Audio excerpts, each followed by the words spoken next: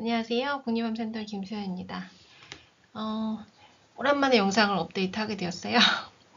얼마 전에 우리 이제 MS 진단 기준이 이제 정기적으로 몇 년마다 한 번씩 업데이트가 되고 있었는데, 이게 사실 2024년이라고 된 거는 2024년 액트림스에서 이게 공식 발표가 되었는데, 그 뒤에 이제 논문을 제출하고 막 그 수정하는 과정에서 실제 출판은 불과 한 달 전에 된 것 같아요. 그래서 이 한 달 전에 출판된 이 맥도날드 진단 기준이 여전히 핫 이슈거든요. 그래서 굉장히 좀 어려워요. 이해하기가 좀 어렵고 전문의 선생님들도 이해하기 어려운데 환자분들이 이해하기는 더 어려울 것 같긴 해요. 하지만 그래도 왜 이렇게 바뀌어가고 있는지, 어떤 거를 근거로 해서 이런 게 하고 있는지에 대한 거를 조금 큰 그림만 이해하셔도 될 것 같고, 혹시나 이걸 영상을 보시는 다른 의사 선생님들도 좀 도움 되실 수 있도록 영상을 한번 제작해 봤습니다. 먼저 이 진단 기준의 개정에 가장 이제 또 큰 배경이 되었던 것 중에 하나가, 과거에는 이제 우리가 이제 환자가 갑자기 임상적으로 뭐 시신경염이 생기거나 척수염이 생기거나 뭐 이렇게 하면서 어떤 병을 인지하게 되면서 이제 병원에 내원을 하게 되죠. 그래서 그 상태가 이제 질환의 임상적인 발병이라고 해서 뭐 임상적 단독 증후군, clinically isolated syndrome 이렇게 얘기를 했었어요. 그러면 이제 이때부터 시작해서 이제 이 환자의 이전에 있었던 그 병의 증거들을 통해서 MRI를 찍고 뭐 뇌척수액 검사를 하고 이렇게 하면서 이제 진단을 하게 되잖아요. 그러면서 이때부터, 빠르면 바로 이때부터, 아니면 조금 더 기다려 조금 더 이제 추적 관찰하면서 조금 더 진단이 명확해지면 이제 치료를 하게 되는데, 요즘 많은 치료들이 개발이 되고 하면서 결국 근본적으로 중요한 건 뭐냐면 치료를 가장 빨리 해야 되는 거예요. 제일 빨리. 그러면 근데 문제는 한 전체 환자의 한 85%는 이렇게 증상이 명확하게 생기는데, 일부 환자, 진행성인 경우도 그렇지만 또 일부 재발성 경우의 환자들도 처음에 병변들이 우리 전형적인 뭐 눈이나 아니면 팔다리 마비를 일으킬 수 있는 위치나 뭐 척수 이런 데 생기지 않고 굉장히 넓은 뇌에 여기저기 생길 때는 증상이 없을 수가 있거든요. 그런데도 환자분들은 뭔가 애매모호한 증상들을 좀 가질 수가 있어요. 그래서 뭐 여러 가지 연구들이 환자들 실제 이제 발병하기 한 5년 전부터 우울증, 피로, 두통, 뭔가 이상한 증상으로 병원 이용이 훨씬 많아지고, 또 그 이전에 우연찮게 이제 그 환자들, MS 진단이 된 환자들을 발병하기 이전에 혈액에서 봤더니, 실제 신경 손상을 증명하는 이런 신경 섬유, 체인 같은 것들이 나오더라. 그러니까 이미 병은 이때부터, 이 바이올로지컬 발생이라고 하거든요. 그러니까 질환이 실제 눈으로 보이진 않았지만 우리가 인지하지 못했지만 이때부터 발병을 해서 진행이 되다가 환자가 어느 순간 딱 정확한 명확한 임상적 증상을 하게 될 때 우리가 이제 질환을 인지하고 진단을 하게 되는 거잖아요. 그래서 요 시기에 가장 더 이른 시기에 진단을 할 수 있는 방법이 필요하다. 그리고 이 시기에도 우리가 어떤 적극적인 치료를 하는 것들이 결국은 환자가 이런 임상적 발병을 막을 수 있는 굉장히 근본적인 길이 될 것이다. 라는 게 굉장히 요즘 최근 연구들에서 많이 이제 제안하는 바고, 이거에 발맞추어서 요 시기, 특히 이제 MRI 상으로만 뭐가 보였을 때, 요럴 때 이제 MS 진단이 가능하게 하는 게 중요하다라는 것들이 이제 굉장히 큰 중요한 배경 중에 하나였습니다. 그리고 또 다른 중요한 배경의 하나가 이런 smoldering MS라는 건데, 이게 한글로 표현하기 딱 적절한 표현이 없는데, 왜 그 불이 이제 활활 타는 불이 있고 계속 그런 화롯불에서 이렇게 지글지글 타는 불이 있잖아요. 이 불을 이제 묘사한 표현인데, 실제로 우리가 이제 과거에는 이제 환자가 이렇게 재발을 하고 이런 경우에 이제 그 재발로 인해서 장애가 점점 진행한다고 생각했는데, 그것만이 장애의 원인이 아니었던 거예요. 환자가 임상적으로 드러나지도 않는 그런 장애가 없는 것 같은데 환자가 자꾸 스멀스멀 나빠진다고 얘기를 하거든요. 이제 그게 이제 MRI 상으로도 이제 보이는 경우도 있지만, 이렇게 세로 병변이 뭐 MRI 찍을 때마다 보이는, 그래서 이런 것들은 저희가 이제 임상에서 주기적으로 MRI 찍으면서 모니터를 하는데, 문제는 이 MRI 상으로도 바로바로 보이지 않는 뭔가 이 수면 깊은 곳에서 굉장히 많은 부분을 차지하고 있는 질환의 병리 부분이 계속 크로닉하게 만성적으로 이런 염증성 질환들이 활성화가 되고 신경퇴행도 되고 미만성으로 뇌 전체가 약간 뭐 여러 가지 퇴행성 변화, 산화 손상, 그다음에 그런 철 축적 이런 것들로 인한 그런 그 진행성 병리가 사실 MS에 있어서 가장 근본적인 장애를 유발하는 병리일 것이다라는 것이 최근에 많은 연구들을 통해서 알려지고, 그러면 이런 만성 염증성 질환 활성도를 이제 찾을 수 있는, 저희가 이제 모니터할 수 있는 마커들을 찾고 있거든요. 근데 아까 말씀드린 일반적인 MRI는 이걸 찾기가 어렵고, 그냥 새로운 병변은 주로 염증성 병변이거든요. 그래서 이런 만성 염증성 질환 활성도를 이제 찾을 수 있는 질환 병리 마커들이 조금씩 이제 찾아지면서, 그런 마커들이 이런 질환 염증성 활성도도 보이지만, 만성 염증성 질환 활성도도 시사하지만 이런 MS에 좀 더 특이적이더라, 그러니까 MS에서만 주로 보이더라, 이런 것들이 이제 알려지면서, 이런 것들을 우리가 이제 MS 진단에 활용을 하면 훨씬 MS 진단에 우리가 이제 자신감을 높일 수 있겠다, 특이도를 높일 수 있겠다라고 해서 이런 마커들의 개발과 함께 이런 그 진단의 기준이 개정이 되게 되었습니다. 그래서 이제 MS 진단 기준의 개략적인 흐름을, 역사를 살펴보면 2000년대 초반 전까지는 MRI가 없었어요, 진단 기준에. 그래서 훨씬 이제 발병서부터 진단까지 굉장히 오랜 시간이 걸렸죠. 이거보다 훨씬 더 오래 걸렸을 거예요. 근데 2001년도에 처음으로 이제 맥도날드의 그 크라이테리아에 이제 MRI가 포함이 되면서, 이후로 이제 이 MRI를 활용을 하면서 어떻게든지 발병 후 질환을 최대한 빨리 진단할 수 있도록 여러 가지 그 진단 기준들을 이제 계속 개정을 해왔고요.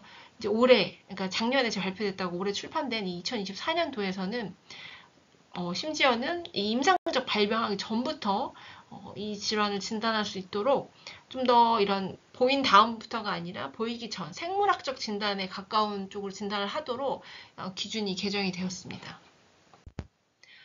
그 MS는 사실은 전에도 제 영상에 말씀드렸지만 이게 단일 바이오마커가 없어요. 그러니까 예를 들어 암이다 그러면은 이제 조직 검사에서 병리가 나오면 이제 병리에서 암이다 확진이 되잖아요. 뭐 뇌졸중이다 그러면 이제 MRI에서 어떤 뇌졸중의 특이적인 이제 디퓨전이라는 영상의 이제 특징적인 병변들이 있거든요. 근데 MS는 그게 없어요. 그래서 MS는 일단은 여전히 굉장히 이런 임상적으로, 그 다음에 MRI 소견, 뇌척술 검사 이런 것들 다 종합을 해서 진단을 하는데, 그 종합을 할 때 가장 중요한 근본 원칙이 뭐냐? 일단 여기저기 생겨야 돼요. 중추신경계, 눈, 척수, 뇌 여기저기 생겨야 되고, 두 번째는 반복적으로 생겨야 돼요. 시간을 두면서 계속 반복적으로 생기면서 진행하는 게 있어야 되고, 마지막 제일 중요한 게 다른 질환으로는 이게 설명되지 않아야 돼요. 근데 이 다른 질환으로 설명되지 않음이 너무 사실 약간 애매모호해요. 이거는 진단 기준에서도 사실 제시하고 있지 않고요. 그렇기 때문에 이게 실제 전문가와 비전문가가 이 환자의 진단 기준을 적용할 때 굉장히 많은 그 차이를 보여요. 그래서 이 여전히 다발성경화증은 전 세계적으로도 오진이 굉장히 많은 진단이고, 그렇기 때문에 전문가가 환자를 평가하고 경험이 많은 사람이 평가를 하는 게 굉장히 중요하거든요. 근데 어찌됐든 이 다른 질환은 더 설명되지 않는다, 요거는 2024년 기준에서도 각 임상의에게 맡겨주고 있고, 그 나머지 항목들을 어쨌든 최대한 여러 가지 아까 말씀드린 이제 바이오마커들을 통해서 좀 더 조기에 진단이 가능하고, 그다음에 진단의 그런 특이도를 높일 수 있도록 개정을 했습니다. 그 이제 MS 진단 기준에 새롭게 포함된 그런 바이오마커 중에 이제 MS 표지자 같은 거죠. 그런 것 중에 이제 중심 정맥 징후라는 게 있어요. 그걸 보면은 이제 영어로는 이제 Central Vein Sign이라고 그러는데, 이렇게 하얗게 보이는 병변에, MS 병변에 가운데 이렇게 점처럼 보이고 아니면 이렇게 길게 보이는 이런 까만 것들이 있잖아요. 이런 것들이 혈관이에요, 혈관. MS 병변은 그 혈관에서 이제 그 주변을 따라서 염증 세포들이 몰려들면서 이제 병변을 만드는 게 특징적이거든요. 그래서 이렇게 일반 MRI로는 잘 안 보이고 SWI라고 하는 이제 특징 MRI 시퀀스가, MRI 이미지가 있는데, 그런 것들을 적용을 해서 보면 이렇게 MS 병변들, 특히 이제 백질에 있는 병변들에는 이렇게 까만 점 내지는 이제 그 모양의 병변의 그 축에 따라서 이렇게 길게 보이는 이런 것들이 보이는 경우에 굉장히 질환의 특이적이다라고 얘기를 하고 있고, 특히 이제 2024년도 크라이테리언에서는 이게 전체 병변 중에 6개 이상이거나 아니면 병변이 10개가 안 되는 경우에는 전체 병변의 절반 이상이 이런 중심 정맥 징후, 센트럴 베인 사인을 보이는 경우에는 우리가 이제 MS의 그런 서포트 보완적인 그런 기준을 만족한다 이렇게 정의를 하고 있고요. 실제로 이제 MS가 아닌 다른 이제 흔하게 우리가 감별해야 되는 이제 이런 혈관 질환들 보면 여기 보시면 가운데에 그 까만 선들이 없잖아요. 이제 이런 게 있고 이거 외에도 다른 이제 MS랑 감별해야 될 뭐 NMO라든지 모가드라든지 아니면 다른 자가면역 질환들도 이런 게 안 보여요. 그래서 이런 것들이 이렇게 보이면 아 우리가 이게 MS에 굉장히 진단을 좀 더 뭔가 우리 진단에 대한 자신감을 높일 수 있다 이렇게 이제 제시를 했습니다.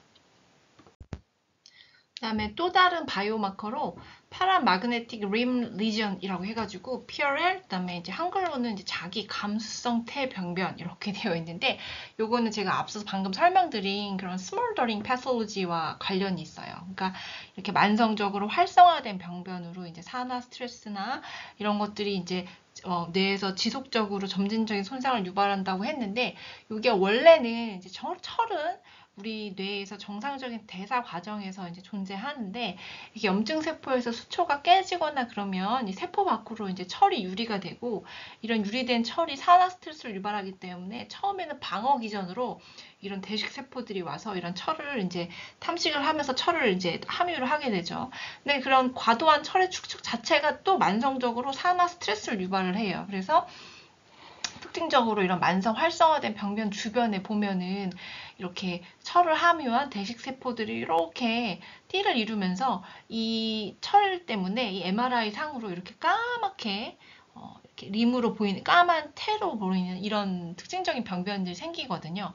그래서 이런 병변들이 이제 지금 방금 말하는 이제 자기 감수성 태 병변이라고 하는 거고요.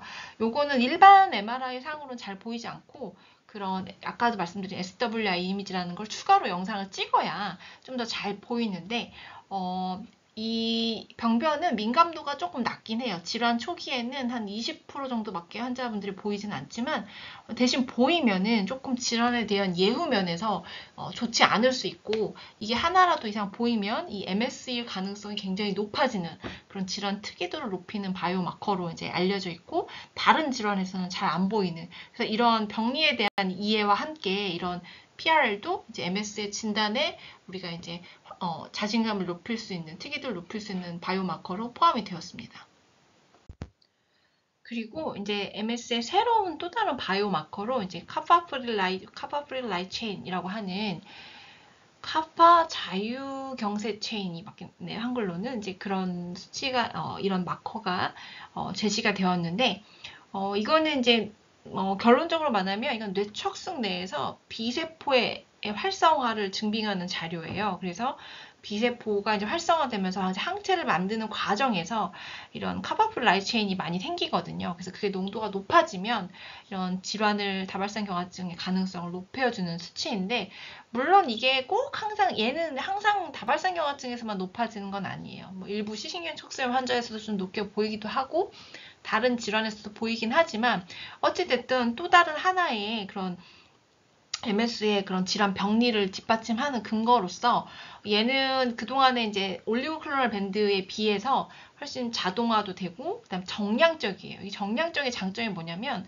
일단 올리고클로랄 밴드는 양성 아니면 음성 둘 중에 하나였단 말이죠. 근데 이제 카파풀 라이트 체인은 이렇게 수치로 나오면서 수치의 어느 일정 수준 이상이면 이게 MS를 진단을 뒷받침한다 이렇게 나오기 때문에, 이 정량 정도에 따라서 높으면 높을수록 좀 더 MS의 질환을 뒷받침하는 근거로도 이용할 수도 있을 뿐만 아니라 좀 더 민감한 장점이 있죠. 그래서 여기 이렇게 보시는 것처럼 다른 정상인 군에 비해서 이런 처음 발병한 환자들, 첫 임상적 증상 보인 환자들, 다발성경 진단된 환자들, 그래서 굉장히 좀 높은 수치를 보이면서 이 컷오프 수치는 지금 일반 다른 전 세계적 연구들에서는 6.1 정도로 제시가 되었어요. 6.1 이상이면 MS 진단에 굉장히 중요한 기준을 하나를 이제 만족한다라고는 얘기하고 있는데, 이 컷오프 수준은 앞으로 좀 더 연구가 많이 필요합니다. 왜냐하면 이제 국내 같은 경우는 NMO 환자들도 많은데 NMO 환자들도 좀 높거든요. 그렇기 때문에 컷오프가 좀 더 높은 게 더 진단 특이도를 유지할 수 있는데, 어찌됐든 이 CSF 카파풀 라이트 체인 인덱스가 들어오면서 우리가 어쨌든 MS를 좀 더 진단을 우리가 뒷받침할 수 있는 또 다른 중요한 근거가 생긴 겁니다. 그리고 요거는 이제 기존에 또 원래 있었어요. 이것도 마찬가지로 카파풀라이체라고 아까 그 임상적 의미는 거의 같아요. 그래서 중추신경 내의 비세포 활성화로 인해서 그런 면역 글로불린이 이제 중추신경계 내에서만 더 활성화돼 생기는 그런 걸 의미하는 거고, 이렇게 혈액 내에는 없지만 중추신경계에만 있는 경우, 그다음에 혈액에도 있긴 한데 중추신경계 뇌척수액에서 조금 더 2개 이상의 이런 밴드가 보이는 경우에 우리가 이제 양성이라고 판단을 하거든요. 그래서 이런 경우에도 우리가 이제 이 다발성 경화증의 굉장히 중요한 진단 기준 중에 하나를 만족한다. 이렇게 이해하시면 됩니다. 그래서 이제 이번에 새롭게 개정된 그 MS 진단 맥도날드 기준을 살펴보면, 제가 아까 원칙 3가지 중에 공간적 파종이 먼저 만족을 해야 되잖아요. 근데 원래 기존의 공간적 파종의 근거는 뇌실 주변, 그다음에 피질하, 그다음에 천막하, 이 척수, 이 4가지 병변줄 주변 4가지 병변 중에 2군데 이상에서 병변이 관찰이 되면은 공간적 파종을 만족한다라고 했었어요. 그런데 이번에 개정된 기준에는 시신경이 하나가 더 포함이 됐습니다. 그래서 이번에는 5개 영역 중에 2군데 이상에서 이런 특징적인 MS 양 병변이 관찰이 되면 공간적 파종의 근거를 만족을 한다라고 하고, 그 다음에 이제 다른 추가적인 이제 시간적 파종, 다른 바이오마커들을 봐야 되는데, 한 가지 특징적인 게 이 5개 영역 중에 4군데 이상에서 부위에서 병변이 관찰이 됐다. 그러면 환자가 임상적으로 MS 같은 증상이 한번 발병을 하고, 이런 5개 영역 중에 4군데 이상에서 MS 특징적인 병변이 관찰이 되면 더 이상 추가 증거가 없어도 MS 진단이 가능하다라고 언급이 되었습니다. 굉장히 좀 질환의 어떤 진단의 좀 민감도를 높일 수 있는 방법으로 이렇게 제시가 된 거고요. 근데 우리가 이제 그 MS 양상의 뇌실주의 병변을 평가하는 데 있어서 여전히 많은 선생님들이 잘못 평가를 하세요. 근데 이거는 계속 이제 MS에 관련된 임상 경험도 많이 하고 계속 이제 자세히 꼼꼼하게 공부도 하고 해야 되는데, 그냥 뇌실 주변이다. 그러면 이 뇌실이라는 게 이런 이 까맣게 보이는 이 뇌에 있는 물주머니를 말하는 거거든요. 이 가측 뇌실이라고 하는데, 이 주변의 병변을 주변에 있으면 다 그런 MS 같은 뇌실주의 병변으로 평가를 하는 선생님들이 종종 있어요. 하지만 원칙적으로 이 MS의 특징적인 뇌실 주변이라고 하려면 요렇게 MS 뇌실 하고 딱 붙어 있어야 돼요. 요렇게나 아니면 이렇게 붙어 있어야 되는데, 여기 보시면 A 그림 보면 사실상 안 붙어 있잖아요. 그러니까 얘는 딱 보면 언뜻 보면 뇌실 주변 병변인가 동그랗고 MS처럼 보이네라고 하지만 자세히 들여다보면 이 뇌실과 이 병변 사이에 이 뭔가 틈이 있잖아요. 이런 경우는 원칙적으로 뇌실 주변 병변이라고 보이지 않아요. 그리고 C 그림도 보시면 여기 보면 다 주변에 있긴 하지만 딱 다 있는 게 없잖아요. 이런 건 보통 오히려 혈관성, 그런 나이가 들면 생기는 혈관성 변화들 더 가깝거든요. 그래서 이런 것들도 뇌실 주변 병변이라고 평가를 하면 안 돼요. 그러니까 A와 C에는 아예 없어요. 뇌실 주변 병변이. B에만 지금 뇌실 주변 병변이 있는 거예요. 마찬가지로 아까 그 공간적 파종의 근거 중에 피질하 또는 피질 병변이라고 했는데, 피질이라는 게 이 대뇌의 끝에 있는 끝부분에 있는 이런 그 피질들을 얘기를 하는 거거든요.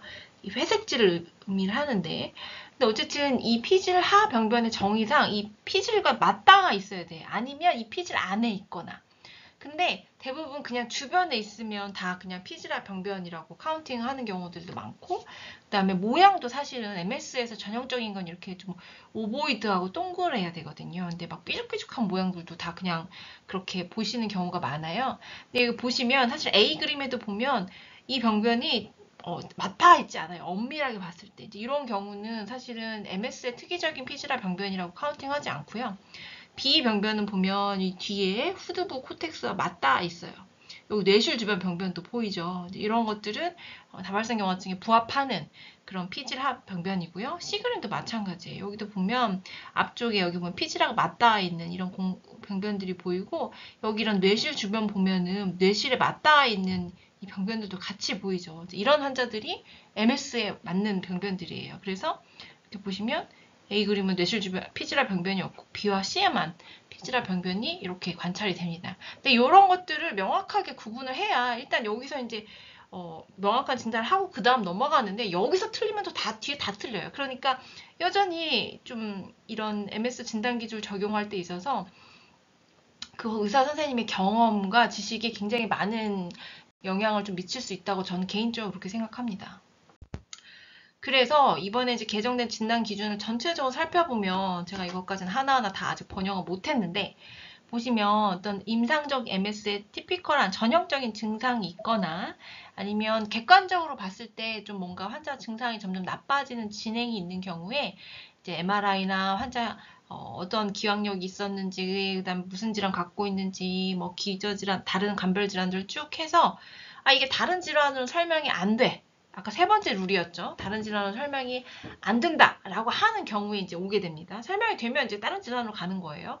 이 부분까지 해서 굉장히 많은 그런 오진의 위험성이 좀 있긴 하죠. 근데 어쨌든 이렇게 가면 여기서 이제 MRI를 평가를 하는 거예요. 그래서 MRI가 정말 그 MS에 부합하는 위치에 두 군데에서 있는지를 보고, 만약에 두 군데 이상에서 위치에 있다라고 하면 공간적 파종 기준을 만족을 하고, 그러면 이제 그 다음에 오는데, 과거에는 원래 DIT, 이제 시간적 파종이 반드시 필요했어요. 그러니까 반드시 새로운 병변이 생기거나 반드시 재발하거나.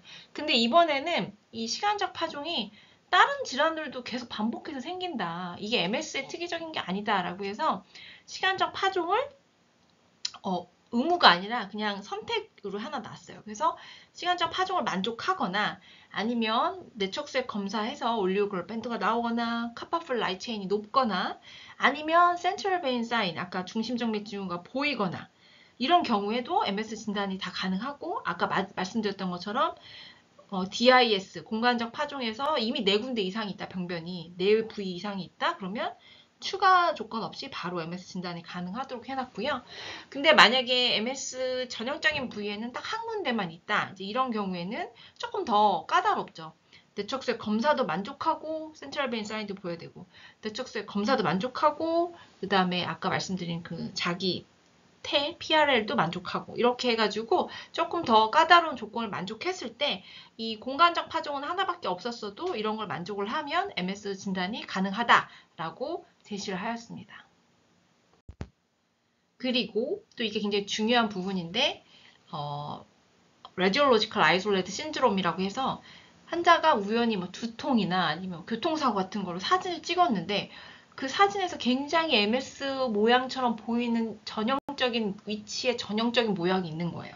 그럼 이 환자가 언젠가 다시 MS가 실제 임상적으로 발병할 기회가 굉장히 높다고 보는 거죠. 이제 이런 상태의 환자를 우리가 이제 RIS라고 부르고, 또 일부 환자는 뭐 아까 말씀드린 것처럼 이렇게 전형적인 증상을 바로 보이진 않거든요. 뭔가 그냥 원인 모른 피로감, 그다음에 뭔가 어디가 자꾸 뭔가 걷는데 살짝 불안정해지고, 이제 이런 것들 애매모호하게 호소를 하는 경우에도, 만약에 검사상에서 이런 MRI에서 이런 전형적인 위치에 전형적인 모양으로 2군데 이상이 보였다, 그러면 이 부분을 우리가 간과할 수 없다라는 거예요. 근데 이 부분은 사실 굉장히 좀 조심스럽습니다. 왜냐면 이런 애매모호한 증상들로 우리가 외래에 되게 많이 오시거든요. 많이 오셔서 MRI 검사하고 해달라, 뭐 나 아이가 MS 아니냐, 뭐 이렇게 말하는데, 사실 이게 서구는 유병률이 우리나라보다 100배가 높거든요. 그러니까 그런 찬스가 좀 더 많지만 우리나라에서는 지금 굉장히 희귀 질환이에요. 한 10만 명당 3명 이내. 그러니까 전 지금 국내에 한 2,000명도 안 되는 환자가 있단 말이죠. 그러니까 이렇게 굉장히 적은 숫자의 환자들이기 때문에 이런 애매모호한 증상들의 환자들을 막 다 무조건 MS를 의심해서 이렇게 할 필요까지는 없지만 어쨌든 중요한 거는 이제 우연찮게 찍었던 사진이 이렇게 굉장히 뭔가 전형적인 모습을 보이면 일단 다른 추가적인 검사들을 조금 더 해봐서 내척수의 검사에서도 양성이 있거나 센트럴 베인 사인이 나오거나 그 다음에 환자가 MRI를 추적 관찰을 해봤더니 또 새로운 병변이 보인다든가 이런 경우에는 우리가 MS 진단이 가능하다 이렇게 제시를 하고 있습니다. 근데 이 부분에 대해서는 일단 좀 더 봐야 될 것 같아요. 왜냐면 이렇게 MS 진단이 해버리면 결국은 이제 생리학적 진단, 병태 생리적 진단이죠. 임상이 발현하기 전에 하면 치료를 해야 되잖아요. 그럼 이 상태에서 과연 이 환자가 진짜 다발성경화증이냐 아니냐가 앞으로 이제 많은 센터별로 여러 가지에 따라서 조금 차이가 있을 수 있을 것 같아요. 그래서 실제로 이런 환자들 바로 치료를 시작할 것이냐 아니면 좀 더 추적 관찰을 하면서 좀 더 진단이 명확해지면 할 것이냐에 대해서는 아직은 정해져 있지는 않습니다. 근데 어쨌든 이번 크라이테리아에서는 분명히 이런 환자들도 이제 MS 진단이 가능하다. 근데 이런 까다로운 조건들을 만족시켰을 때 이런 조건이 가능하다라고 얘기를 하고 있습니다. 그래서 이게 이제 새롭게 바뀐 진단 기준의 주요 변화들을 다시 한번 이렇게 요약을 한 거고요. 이제 첫 번째는 이 공간적 다발성 평가 부위에 이제 시신경이 포함이 됐죠. 아까 원래는 4군데 중 2군데 있었는데 시신경까지 해서 이제는 5군데 중에 2군데 이상이면 공간적 파종을 만족을 시키는 것으로 돼 있어서 이게 굉장히 민감도를 높이는데 저는 좀 개인적으로 걱정이 이제 모가드나 NMO도 시신경을 많이 침범을 하거든요. 그래서 이 부분이 국내에서 이제 적용을 했을 때 어느 정도의 그런 혹시나 이제 오진 가능성이 있는지 이건 좀 더 지켜봐야 될 것 같고요. 그 다음에 시간적 다발성은 여전히 포함은 되어 있는데 필수가 아니라는 것 뿐이에요. 그래서 여전히 2017년 크라이테리아를 적용을 하면 됩니다. 적용을 하는데 2017년 크라이테리아 만족하면 그냥 거기서 끝이에요. 근데 만족을 못하는 경우에 2024년도 크라이테리아를 통해서 혹시나 DIT는 아직 없지만 뭐 DIS 중에 4군데 이상이 있다든지 아니면 뭐 센트럴 베인 사인이 보인다든지 이러면 이제 MS 진단이 가능하다. 그러니까 훨씬 더 이제 옵션을 넓힌 거라고 생각하시면 돼요. 그리고 이제 증상이 없는 상태에서 MRI에서 굉장히 티피컬한 전형적인 모양을 보이면 그리고 뇌척수의 검사나 이런 MS 특이적인 바이오마커 MRI에 보이면 이것도 MS 진단이 가능하다라고 얘기를 했고 방금 말씀드린 것처럼 센트럴 베인 사인, 그다음에 PRL, 그다음에 카파블 라이트 체인이 MS의 새로운 진단 보조 기준으로 포함이 되었습니다. 그리고 아까 그 보여드렸던 이 표에서 보였듯이 예전에는 재발형과 진행형을 기준을 따로 뒀거든요. 2017년까지는. 근데 이번부터는 그냥 다 같이 통합 기준을 적용을 해서 DIS와 DIT 기준만 만족하면 진단을 할 수 있는 것으로 하였고요. 그 바이오마커가 나오고 하면 진단을 할 수 있는 것으로 하였고 그 다음에 이제 소아와 성인도 다 같이 이제 소아 그 다음에 레이트 온셋이라고 해서 55세 이상 발병은 좀 드물거든요. 근데 55세 이상 발병은 간별의 질환이 훨씬 많아요. 그래서 어쨌든 그런 환자에서도 똑같은 진단 기준을 적용을 하는데 단 소아는 12세 미만의 경우에는 이제 다발성 경화증이 굉장히 유병률이 낮아지거든요. 그래서 이런 경우에는 또 모가드의 위험이 굉장히 높아져요. 그래서 항상 모그 항체 검사를 해야 되고 12세가 넘긴 했지만 양상이 약간 뭔가 비전형적이면 모그 항체 검사를 꼭 하도록 권고를 했습니다. 그 다음에 그 55세 이상의 성인에서 발병하는 경우에는 척수병변 같은 게 굉장히 다발성 경화증의 특이적이거든요. 척수병변이라든지 센트럴 베인 사인이라든지 그다음 뇌척수의 검사가 이런 것들이 있어야 좀 더 이 성인에서 늦게 발병한 성인에서는 MS의 진단을 좀 더 우리가 특이적으로 확인할 수 있다라고 제시를 하였습니다. 이렇게 종합을 하면 사실 이제 개정된 진단 기준은 이제 다른 신경계 질환들하고 비슷하게 예전에는 이제 바이오마커들이 없었을 때는 주로 임상, 양상, 그리고 이제 조금 더 우리가 나아가서 이제 MRI 패턴으로 이제 분석을 했다면, 이제는 이제 질환 병리에 대한 이해를 바탕으로 그런 질환의 특이적인 그런 좀 더 특이적인 바이오마커들을 활용을 해서, 이런 바이오마커들이 있으면 아직 그 MRI나 임상으로는 부합하지 않아도 이 바이오마커를 활용을 해서 최대한 MS를 조기에 진단해서 빨리 치료하자. 결국은 이 메시지를 전달하고 있는 거고요. 다만 이제 이런 걸 적용을 할 때 아직 이제 예를 들어 그런 SWI 이미지가 뭐 일반 대학병원이 아닌 모든 병원의 MRI에 다 포함되어 있진 않거든요. 루틴 프로토콜로. 그렇기 때문에 그런 부분들, 그다음에 국내 아직 카파풀 라이체인이 임상적으로 지금 저희가 병원에서 검사가 쉽게 수행이 안 돼요. 아직은 연구 목적밖에 안 되고, 이것도 지금 빨리 해결해야 될 문제고, 어쨌든 그런 부분들이 이제 차츰차츰 해결이 되면서, 특히 이제 이걸 개발하는 주된 그룹들은 이제 MS가 훨씬 많은 서구에서 이제 개발을 하고 있는데, 이걸 그대로 국내에 적용을 했을 때 우리가 이제 이 진단 기준을 얼마나 정확하게 질환 감별하는데, 질환을 진단하는데 도움이 될 것인가에 대한 부분들은 앞으로 이제 국내 또 관련 전문가 선생님들이 계속해서 꾸준히 이제 연구를 해야 될 부분입니다. 일단은 이런 큰 흐름으로 가고 있다, 이런 부분만 이해하시면 될 것 같아요.